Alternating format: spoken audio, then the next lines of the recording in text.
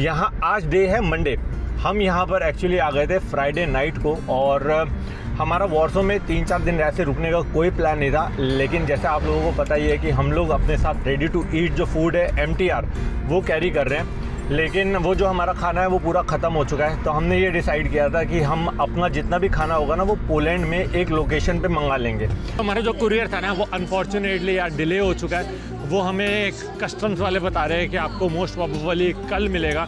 तो आज का दिन हमारा थोड़ा सा मूड अपसेट हो गया क्योंकि हम 2 दिन से यहाँ वॉर्सो में रह रहे हैं।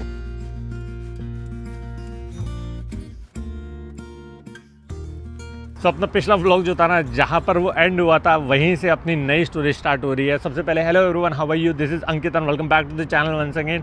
सो गाइस, सबसे पहले मैं बता देता हूँ कि मैं हूँ इस समय पोलैंड में, पोलैंड के एक शहर जिसका नाम है वॉर्सो। वॉर्सो एक्चुअली कैपिटल है पोलैंड की और हम यहाँ 4 से 5 दिन हो चुके हैं हमें वॉर्सो में ही। और यहाँ पर 4 से 5 दिन फंसने का मेन रीज़न ये है कि 2 दिन तो पहले बारिश आती रही, हमें लगा कि हमें एक्सप्लोर भी करना है वॉर्सो क्योंकि वॉर्सो कैपिटल है।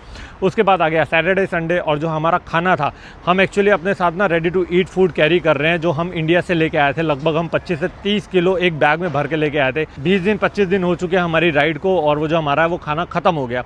इसके लिए हमने इंडिया से दोबारा से एक पैकेज मंगवाया, लगभग 25 से 30 किलो का दोबारा से पैकेज है।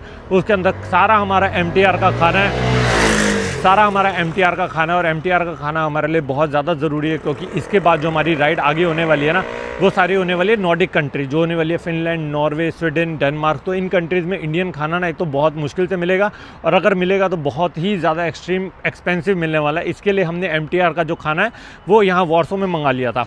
लेकिन प्रॉब्लम ये हो गई है कि यहाँ पर कस्टम्स से मैं पिछले 2-3 दिन से फंस गया क्योंकि यहाँ के लोग जो है ना कस्टम्स वाले, उनको समझ नहीं आ रहा। उनको लग रहा है कि पता नहीं अनआइडेंटिफाइड बार बार बोल रहे हैं, अनआइडेंटिफाइड फूड आइटम्स हैं क्या है। तो उनको हमने बड़ा मुश्किल से समझाया कि ये हमारा खाना है और हम ऐसे ट्रैवल कर रहे हैं। तो फाइनली 2-3 दिन कन्विंस करने के बाद आज सारा कस्टम वर्क होपफुली हो जाना चाहिए। अभी मैं कस्टम ऑफिस के बाहर ही हूँ, बस अपना काम करवाते हैं यहाँ से। सब कुछ होने के बाद फिर यार आज जो है यहाँ लास्ट डे होने वाला है और उसके बाद अपना जो राइड है आगे अपनी कंटिन्यू करने वाले हैं। सो फाइनली जिस मोमेंट का इंतजार था वो मोमेंट आ चुका है और हमारे सारे जितने भी काम थे कस्टम्स के पिछले 2 दिन से लगे हुए हैं फाइनली हो गया है। और यहाँ पर जो हमारी कस्टम ड्यूटी या फिर टैक्स बोलूँगा हमारा लगा है 140 ज़िलोटे, लगभग इंडियन करेंसी के हिसाब से बोलूँ तो 3,000 रुपये के आसपास मुझे लगता है कि इतना ही होगा। तो इन्होंने मांगा है यहाँ पर कैश हमारे पास है नहीं और यूरोज़ ये लोग एक्सेप्ट कर नहीं रहे। तो अभी हम लोग जा रहे हैं कैश लेने के लिए। इनको कैश देंगे, अपना सामान लेंगे, फटाफट गाड़ी में रखेंगे और पता नहीं क्या होगा उसके बाद।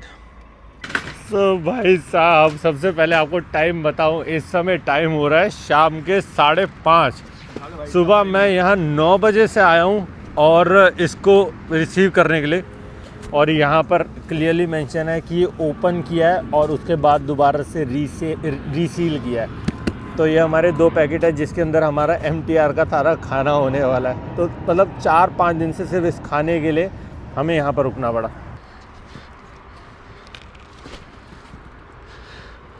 तो अपने दोनों पैकेजेस जो हैं दोनों अब गाड़ी में रख दिए हैं। अब सबसे बड़ा टास्क होने वाला है कि ये 2 पैकेजेस को खोलना है और अपने जो टेल बैग जो मैं कैरी कर रहा हूँ उसके अंदर डालना है। तो ये सबसे बड़ा चैलेंज है। तो चलो अब यहाँ से चलते हैं यार फटाफट। एक्चुअली 9 बजे से लेकर अभी 5:30 हो रहे हैं शाम के। कभी इनके ऑफिस भाग रहे हैं, कभी DHL ऑफिस भाग रहे हैं, कभी कस्टम्स में भाग रहे हैं। पूरा दिन ऐसे ही निकल गया। चलो अब चलते हैं फटाफट और एक बार इसको खोल के भी आपको दिखाऊंगा कि हमने क्या क्या मंगाया है खाने में।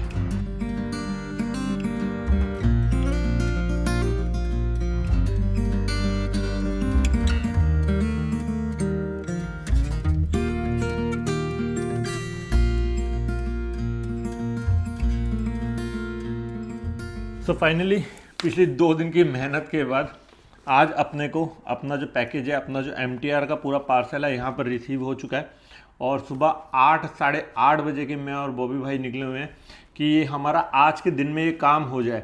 अब आप में से बहुत सारे लोग ये भी सोच रहे होंगे कि इसकी ज़रूरत क्या है, आप आगे निकलते आपको इंडियन फूड मिल जाता। तो मैं एक आपको रफ आइडिया देता हूँ। हम लोग गए थे ब्रेकफास्ट करने के लिए। हमने खाली खाए हैं 2 प्लेट छोले भटूरे, एक खाया था हमने भल्ला पापड़ी ली थी और साथ में हमने एक लस्सी और एक छाछ ली थी।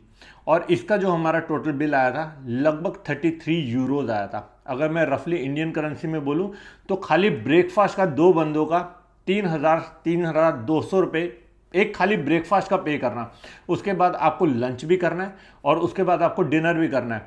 अगर मैं मोटा मोटा बताऊं तो आपको रोज़ का 15,000 रुपये 3 बंदों का पे करना फॉर 120 डेज। आप एक आइडिया लगा सकते हो कि लगभग हमारा 15 से 18 लाख रुपए खाली ये 100-120 दिन में लग जाएगा खाने का। तो जैसे मैंने आपको स्टार्टिंग में बताया था ना, ये राइड जो है बहुत ज़्यादा एक्सपेंसिव है क्योंकि ये कंट्रीज़ बहुत ज़्यादा एक्सपेंसिव है, तो हमें ये चीज़ें सारी अपनी मैनेज करनी पड़ती है। इसीलिए हमने प्रेफर किया था कि हम MTR का खाना लेके जाएंगे क्योंकि इसका जो टेस्ट भी है बिल्कुल हमारे इंडियन खाने जैसा ही है। बेसिकली हमारा जो इंडियन खाना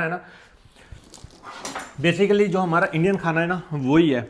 और अभी भी प्रतीक को पता नहीं है कि मैं ये खाना लेके आ चुका हूँ। वो अभी किसी काम से बाहर गया हुआ है, बेसिकली वो कुछ एक्सप्लोर कर रहे हैं बाहर। तो मुझे लगता है कि वो आज बाहर खाना लेके ही आ जाएगा, जो मुझे लगता है कि आज हमारा फिर मोटा फटका लगने ही वाला है क्योंकि उससे मैं कांटेक्ट कर नहीं पा रहा, उसका नंबर अभी नॉट रीचेबल जा रहा है। और मेरा यही मन था कि मैं ना ये खाना जो है ना पूरा आपको दिखाऊंगा बना के भी, लेकिन बनाएंगे ज़रूर। आज MTR का कुछ खाना तो बनाएंगे क्योंकि पिछले कुछ दिनों से हमारे पास ये फूड अवेलेबल भी नहीं था। और अगर प्रतीक लेके आया बाहर से खाना तो उसका भी आपको एक रफ आइडिया दूंगा कि अगर हम लोग बाहर से खाना खाते हैं तो कितना एक्सपेंसिव पड़ता है वाला। तो एक एक करके, और यहाँ पर मैंने आपको जैसे दिखाया भी है, तो यहाँ पर आई डोंट नो आपको दिख रहा है नहीं दिख रहा, यहाँ पर क्लियरली लिखा है कि ओपन एंड रीसील्ड बाय कस्टम्स को पता नहीं किस चीज़ के लिए डाउट हो रहा था क्योंकि बहुत सारे लोग अपने लिए जो है खाना मंगाते हैं, इंडिया से यूरोप मंगाते हैं क्योंकि हर कोई यार इतना महंगा खाना अफोर्ड नहीं कर पाता। तो एक बार आपको खोल के मैं दिखा ही देता हूँ। तो ये हमारा MTR का खाना आ चुका है। अब इसके अंदर सब कुछ है, जैसे ये हमारे बिस्मिल्लाह भात, ये हमारे चावल से रिलेटेड, इसके अंदर काफ़ी चीज़ें ऑलरेडी मिक्स है। तो ये दाल के साथ चावल मिक्सचर है इसका। और ये हमने मूसली मंगवा रखी है कि हम कभी कभी अगर इन केस ब्रेकफास्ट में या फिर ऑन द गो अगर हम कुछ दूध के साथ खाना चाहें तो खा सकते हैं। हमारा जो है ब्रेकफास्ट के लिए हमने यहाँ पर ये पोहा मंगाए हैं। अभी जब हमने फर्स्ट पार्सल जो हम इंडिया से लेके आए थे ना, हमने पोहा बहुत कम रखा था। हमें लगा था कि शायद हमें ब्रेकफास्ट में इतनी ज़रूरत नहीं पड़ेगी, लेकिन सुबह यार हमें ब्रेकफास्ट की बहुत ज़्यादा ज़रूरत होती है एनर्जी के लिए। इसीलिए ये बहुत ईजीली बन भी जाता है और इसको कैरी करना भी आसान है। और इसके अंदर बहुत सारी चीज़ें हैं, देखो पोहे का ये वाला भी बड़ा पैकेट भी है। तो हमारा ब्रेकफास्ट का तो बहुत सारा सामान है। साथ में हमारे घर वालों ने जो हमें पैक करके दिया है वो भी मैं आपको खोल के दिखाता हूँ क्योंकि ये सारा खाना जो है ना, ये मेरे टेल बैग में जाने वाला है। तो ये सारा खाना कोशिश तो करेंगे कि टेल बैग में आ जाए मेरे। तो इसके अंदर लिखा है लेमन राइस।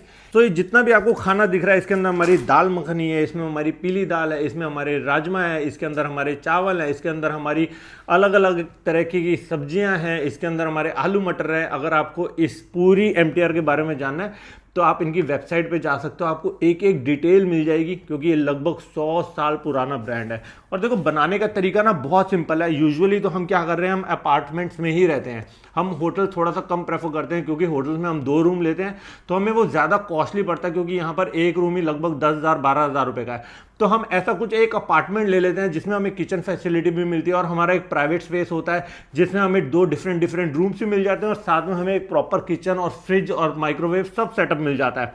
इन केस कभी हमारे पास माइक्रोवेव नहीं होता या फिर गैस की फैसिलिटी नहीं होती तब भी ये खाना बनाना बहुत आसान है। ये हम एक इलेक्ट्रिक कुकर अपने साथ लेके चल रहे हैं। इसके अंदर हम लोग पानी भरते हैं और कुछ नहीं करना आपको। ये पैकेट आपको दिख रहा है, अभी मैं बना के भी दिखाऊंगा पर आपको एक आइडिया दे रहा हूँ। बस हमें इसको पानी के अंदर इसके अंदर डालना है, इसको 3 से 4 मिनट बॉयल करना है और अपना ready to eat food ready हो जाता है। चाहे हमें दाल खानी है, चावल खाना है, तो हर चीज़ हमारा 3 से 4 मिनट में रेडी हो जाता है। प्रीवियस राइड में सबसे ज़्यादा जो चैलेंजिंग मेरे लिए था ना वो खाना ही था क्योंकि हम जब एक्सप्लोर करके आते थे बहुत ज़्यादा थक जाते थे ना, तो फिर खाना बनाना, उसके बाद चावल बनाना, उसके बाद आलू अगर बॉयल करने हैं, कोई सब्जी बनानी है तो यार उसके अंदर कम से कम आधा पौना घंटा 1 घंटा चला जाता था। इसीलिए ही हमने इस बार MTR का फूड कैरी किया है। बस प्रतीक के आने का वेट कर रहा हूँ। अगर वो खाना लेके आ गया तब तो आई डोंट नो कि मैं ये खाना आपको बना के दिखाऊंगा, लेकिन अगर वो थोड़ा सा कम खाना लेके आया तो फिर कोशिश करूँगा कि आपको एक आध सब्जी या एक आध चावल या कुछ तो बना के दिखाऊं, ताकि आप लोगों को भी पता लग जाए कि इसको बनाना और इसका टेस्ट और इसका खाना कितना सही है।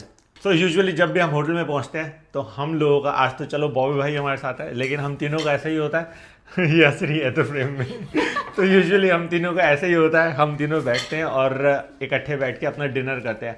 अब ये हम बाहर जाएंगे खाना खाने तो पता नहीं कहाँ पर जाएंगे, क्या खाने को मिलेगा, लेकिन बेस्ट टाइम यही होता है जब राइड कर रहे होते हैं, ट्रैवल कर रहे होते हैं, तो इतनी ज़्यादा बातें नहीं हो पाती, करते ज़रूर है, लेकिन ये जो टाइम होता है ये होता है वी टाइम। इसके बाद हम अपना लैपटॉप खोलेंगे, एडिटिंग करेंगे, लेकिन ये टाइम जो होता है खाने की वजह से हम लोग साथ में बैठ के एंजॉय कर पाते हैं। तो आज का जो व्लॉग है यही एंड कर रहा हूँ।